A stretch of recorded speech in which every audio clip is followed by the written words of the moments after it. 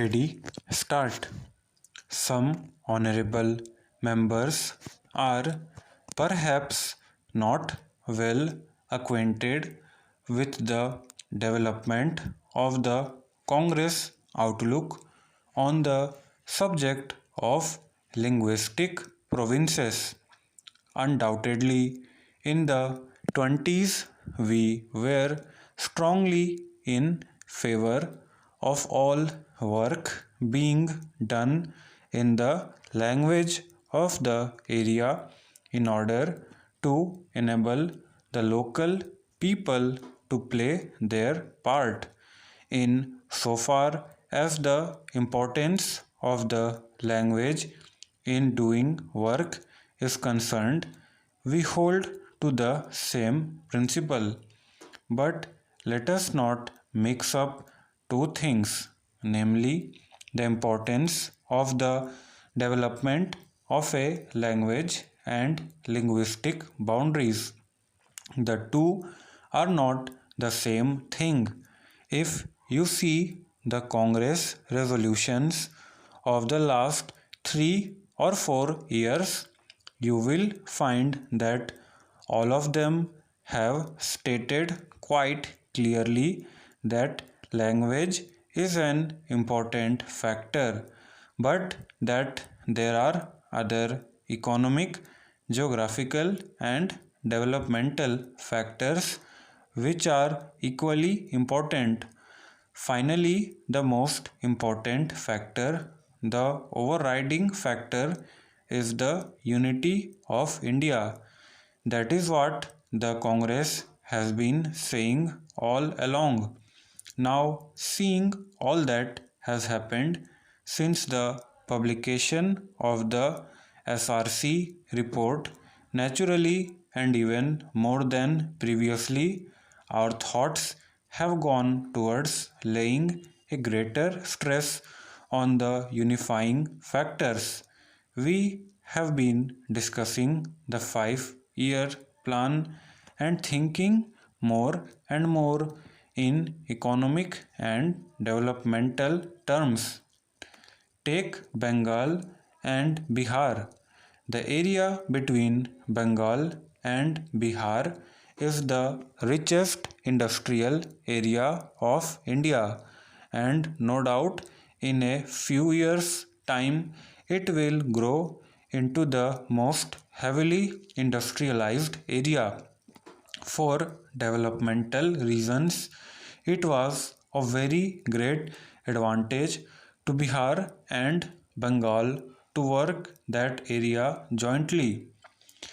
We have had enough experience in the last 5 years of small matters being delayed because two governments had to deal with them and pulled in two different directions.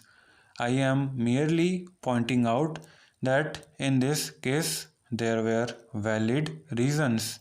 Everywhere you will find that the economic approach has now to be considered much more than previously, always making sure that the language approach is also there, not as a boundary but for the purpose of doing work in that language and seeing that the cultural aspect of language is always encouraged.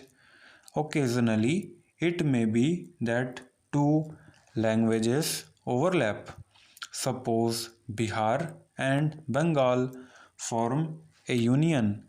Nothing will happen to the Bengali language or to the work done in Bengali.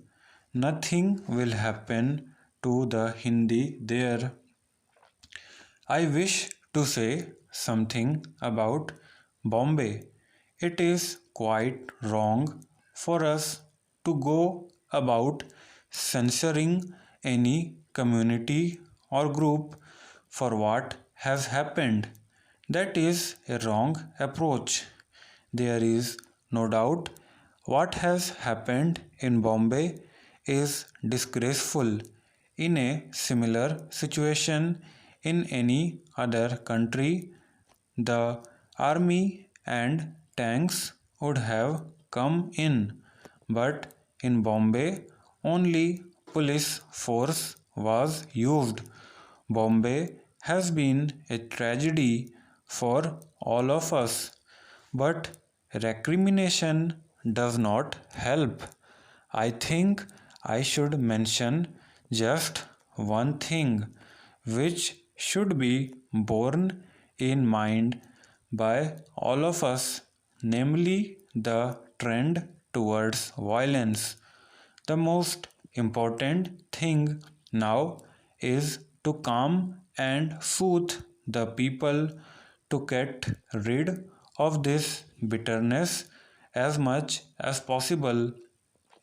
I do not know how some people have been saying that in my broadcast about states reorganization, I have used the words irrevocable decisions. I have looked through my broadcast and it is not there. In a democratic structure of government, there is nothing irrevocable. We can sit down and consider any matter at any time. The point is that we must have the atmosphere to do it. We cannot do it if people beat one another and quarrel. We must calm down.